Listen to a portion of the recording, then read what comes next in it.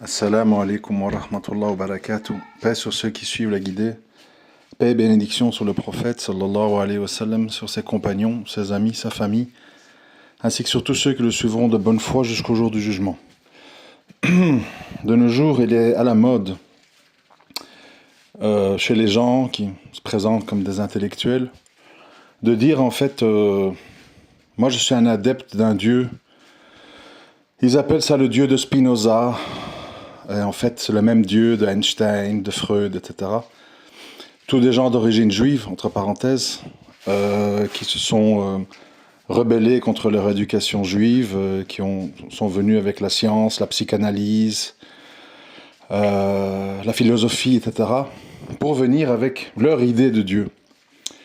Alors c'est une idée dont tout le monde s'enorgueillit, et qui est en fait un piège monumental, très facile à décrypter et à expliquer. Alors, c'est quoi le dieu de Spinoza? On va dire juste Spinoza, mais dans le fond, c'est le même auquel adhèrent Einstein, Freud et plein d'autres.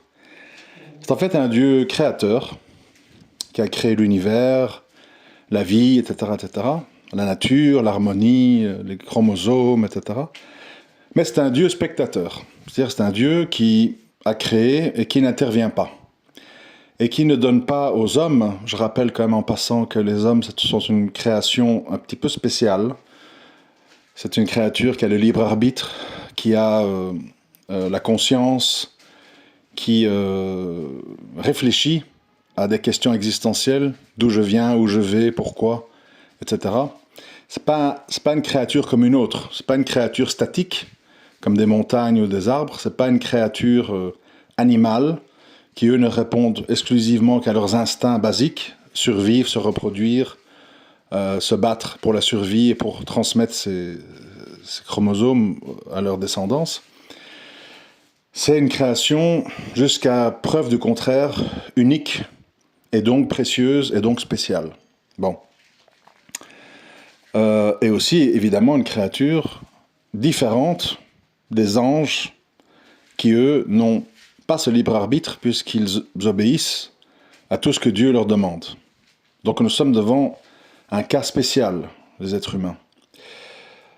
Alors ce Dieu de Spinoza, en fait, pourquoi c'est à la mode et pourquoi les gens aiment bien mettre ça en avant? Parce que c'est très accommodant. C'est-à-dire, on dit oui, il y a un Dieu créateur, nous ne sommes pas le fruit du hasard, mais ce Dieu ne nous parle pas, ne nous juge pas, ne nous dit pas le bien et le mal, ne nous donne pas d'ordre, ne nous donne pas de recommandations. Il nous laisse évoluer, vivre, nous entretuer, et puis disparaître après un cataclysme, et puis revenir, etc. Il nous laisse au gré du hasard. Donc, évidemment, pas besoin de prière, pas besoin d'invocation, pas d'attente, pas de jour du jugement, pas d'interdiction, pas d'obligation. C'est génial. Donc c'est très intéressant en fait pour les gens qui n'ont plus, parce que je vous ai dit dans un autre audio que de nos jours, il est pratiquement impossible de trouver encore des gens qui disent « je suis un athée total, nous sommes un bout de viande qui sera mangé par des vers, nous sommes le fruit complet du hasard, etc. » Il y a de moins en moins de gens qui sont là-dedans. Mais c'est la nouvelle porte de sortie pour beaucoup de gens qui disent, avec évidemment un ton très hautain, la religion, c'est pour les idiots. La religion, c'est pour les gens qui ont besoin d'avoir une figure paternelle qui leur dise tu peux pas, etc., etc. En fait, le vrai Dieu des intellectuels, c'est un Dieu créateur, spectateur, qui nous regarde et qui n'intervient pas et qui nous laisse évoluer à notre guise. Et qui, évidemment, puisqu'il ne nous transmet pas le bien et le mal, ne nous jugera pas. Donc, pas d'enfer et de paradis. Donc, je peux dire je crois en un Dieu créateur, mais moi, ça ne change pas ma vie, en fait. Je continue à picoler, je continue à tromper ma femme, je continue à voler, je continue à abuser de petits-enfants. De toute façon, on ne sera pas jugé. Et ce Dieu ne nous a pas dit tu peux pas, les limites, etc. Donc, il n'y a pas de transgression ni de punition. Donc, en fait, où est le problème, non? On peut vivre une vie d'hédoniste sans souci. Et donc, évidemment, c'est un énorme piège transmis par tous des gens qui ont le même profil. Hein. Donc, des gens dans la psychanalyse, la science, la philosophie d'origine juive, qui ont comme ça complètement contaminé la pensée occidentale à travers leurs livres, à travers leurs conférences, etc. Et sont reconnus maintenant comme des grandes références. Einstein, Spinoza, Sigmund Freud. Mais c'est très simple en fait. Soit les gens veulent suivre des êtres humains qui ont sorti ça de leur tête, soit les gens suivent ce que Allah nous a transmis. Alors, vous savez, tout ça, ça paraît sympathique, mais en fait, il suffit de transférer ça à la vie des hommes pour comprendre que ça ne tient pas debout. Qui ici, entre vous qui écoutez, accepterait l'idée que je te dis, écoute, tu as un père, quelque part dans le monde, qui a fécondé ta mère. C'est vrai, tu n'es pas le fruit du hasard. Il y a un père, ta femme a fréquenté un homme, tu as un père. Mais ce père, écoute, il te téléphone pas, il t'écrit pas, il se soucie pas de toi. Ça lui est égal en fait ce qui t'arrive. T'es malade, t'as le cancer, t'es en prison, tu souffres, t'as perdu beaucoup d'argent, tu es devenu SDF, etc. Ça sert à rien en fait de chercher à le joindre parce que ça te dépasse. C'est un père trop éloigné et inaccessible pour toi. Mais voilà, t'as un père, il t'a créé. Qu'est-ce que quelqu'un de sensé va dire? Mais moi, mon père, il m'intéresse pas. Moi, mon père, ça m'est égal en fait qu'il existe ou pas. Puisque je ne peux ni l'appeler, ni il m'appelle, ni il m'écrit, ni il soucie de moi, ni il me donne des conseils dans la vie. Conseils d'éducation, conseils de qu'est-ce que je peux faire ou pas faire, conseils pour me donner l'expérience de sa vie, pour me dire attention à ça, ni des conseils en investissement, ni des conseils dans la gestion du couple. Ce père que tu me dis que j'ai un père, oui, j'ai bien compris qu'il y a un père, on a tous un père, mais et alors? En quoi ça m'intéresse que j'ai un père? Vous connaissez tous des gens qui ont comme ça des pères de ce genre-là, des pères démissionnaires, des pères absents. En général, les enfants disent, moi mon père, c'est mon oncle, c'est mon beau-père. Ils se désintéressent parce que ce que j'ai expliqué à quelqu'un, c'est qu'est-ce qui fait qu'on tisse des liens avec autrui? C'est les interactions. C'est-à-dire qu'à un moment donné, un être humain, il s'attache aux gens avec qui il interagit, avec qui il vit des expériences, avec qui il vit des émotions, avec qui il y a une communication, un échange. Les liens de sang, s'ils ne sont pas nourris par de l'amour, par de la tendresse, par des conseils, par de la communication, ce sont des liens qui sont très symboliques en fait. Et les gens en fait s'en moquent. Et les gens vont te dire, tu sais, bon, ça a beau être mon père, ce type-là.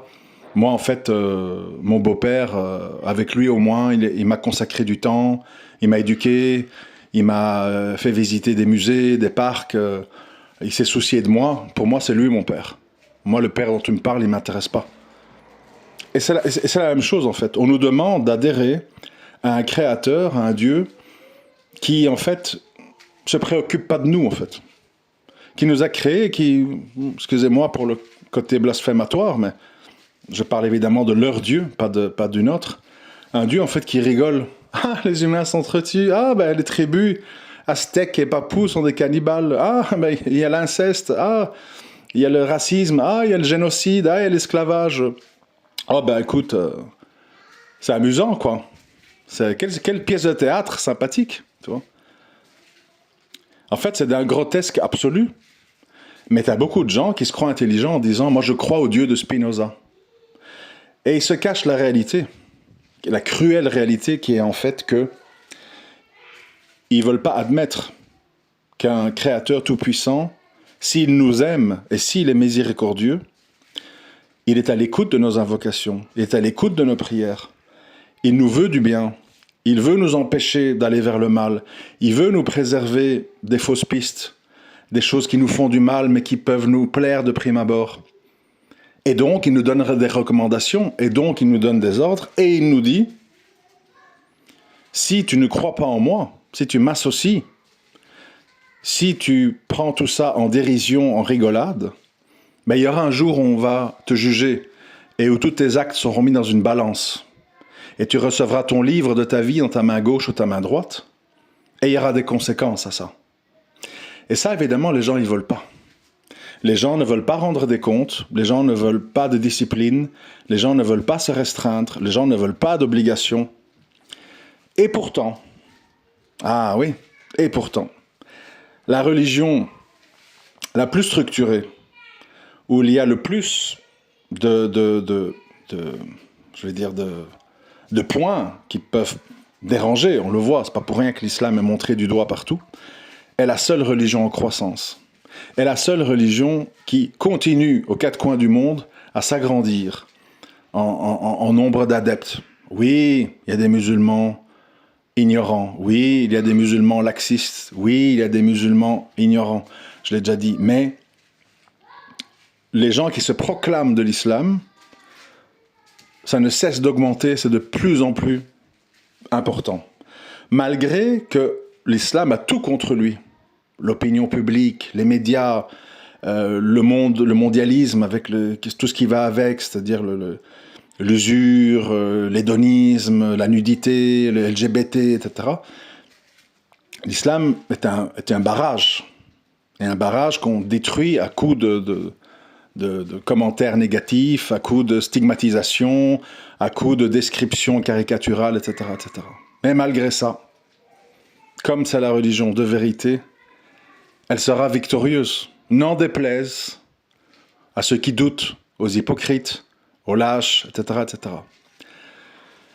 Donc moi je voulais faire cet audio pour vous mettre en garde contre toute cette idéologie humanisto-new age qui vise en fait à vous proposer un Dieu absent, un Dieu spectateur, un Dieu qui ne jugera pas et qui ne se soucie pas de vous, qui ne veut pas vous préserver du mal et qui ne veut pas vous inciter au bien. C'est un piège diabolique, évidemment, qu'on présente sous quelque chose de très joli. Si vous lisez un peu Spinoza, le Dieu de Spinoza, c'est la nature, l'harmonie, l'univers parfait. Il faut être reconnaissant que Dieu nous a donné la vie, la perfection, etc. Mais, attention, ce Dieu ne peut pas communiquer avec nous. Il est trop loin de nous. Il est trop compliqué. Il est trop... Et c'est comme ça... D'ailleurs, je fais une parenthèse. Il y a beaucoup de sectes. Subhanallah, incroyable. Il y a beaucoup de sectes pour pousser les gens au shirk. Ils présentent les choses de la même façon. Oui, mais attention, le Coran, c'est compliqué. Attention, il y a les messages cachés. Tu dois passer par le grand cheikh. Que tu dois te précipiter sur ses postillons parce que il est d'une lignée pure, qui a tout compris. Toi, tu ne peux pas comprendre. Et chaque fois, c'est la même chose, en fait. C'est-à-dire, il faut des intercesseurs, il faut des associés, il faut quelque chose qui t'empêche, en fait, d'entrer en communication directe avec ton Créateur. Alors que le Coran, il est là, et je rappelle qu'il a été transmis et lu en première ligne par des gens qui étaient analphabètes, des gens d'il y a 1400 ans, qui n'avaient aucune connaissance de tout ce qu'on a aujourd'hui, etc. Donc c'est destiné au plus grand nombre. Mais les gens, ça ne leur convient pas. Ça ne convient pas que vous soyez autonome. Il faut toujours que vous passiez par des papes, par des grands mashaykhs, etc., etc. Que des savants peaufinent, expliquent certains détails, lèvent certaines ambiguïtés ou certaines choses qui peuvent être mal comprises pour des gens qui déforment les propos ou qui les lisent d'une certaine manière, c'est utile, bien entendu.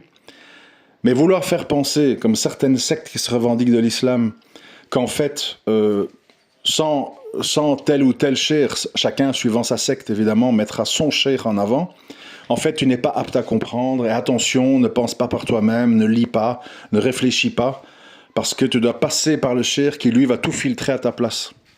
Et puis tu te retrouves avec des cheikhs, comme j'ai déjà vu, désolé hein, les gars, mais bon... Neshkabandi avec Cher Nazim, tu le vois être entouré d'hommes et de femmes, tout le monde s'embrasse, on embrasse les mains, les pieds, mixité, musique, ça devient la foire en fait. Pourquoi ? Parce que ces gens font leur propre religion, puisqu'ils ont tellement mieux compris que vous et moi, ils sont au-dessus aussi du prophète sallam et des compagnons pour faire les choses à leur sauce. Et les gens qui n'ont pas le courage de lire, de réfléchir, de faire les efforts par eux-mêmes, sont tout contents de trouver quelqu'un, bon ou mauvais, ou à moitié bon, ou à trois quarts bon, faire tout le travail à leur place. Puis, au lieu de dire qu'Allah te récompense, merci du conseil, qu'Allah te récompense, c'est gentil d'avoir consacré du temps pour répondre à mes questions, non, on les prend en divinité, on les sanctifie, on croit qu'ils voient l'invisible, comme chez les chiites, oui, les imams, ils connaissent le moment de leur mort, et Cheikh Nazim, il sait quelle est la couleur de ton slip, etc. Vous voyez, les pièges sont nombreux, mes frères et sœurs, entre les gens qui veulent te dire Dieu de Spinoza, Cheikh machin, les sectes ceci, les sectes cela. Au final, les choses sont simples, elles sont claires, et n'y adhèrent que ceux qui cherchent la vérité. Voilà pourquoi, et il est très clairement dit dans Surat al-Kafirun, à vous votre religion, à moi ma religion. Notre religion, elle est claire. On n'a pas besoin de trafiquants, on n'a pas besoin de marchands de tapis, on n'a pas besoin de gourous, on n'a pas besoin d'escrocs, et on a encore moins besoin de juifs renégats qui viennent avec leur philosophie, leur psychanalyse et leur humanisme à 2 balles pour nous dire « Votre Dieu est un Dieu pour les ignorants, les faibles d'esprit. Notre Dieu, c'est le Dieu des intellectuels, des philosophes et des savants. » Ben, vous n'avez qu'à vous enorgueillir et vous serez ressuscité avec eux. C'est tout, c'est aussi simple que ça. Voilà, à très bientôt, Inch'Allah. Assalamu alaikum wa rahmatullahi wa barakatuh.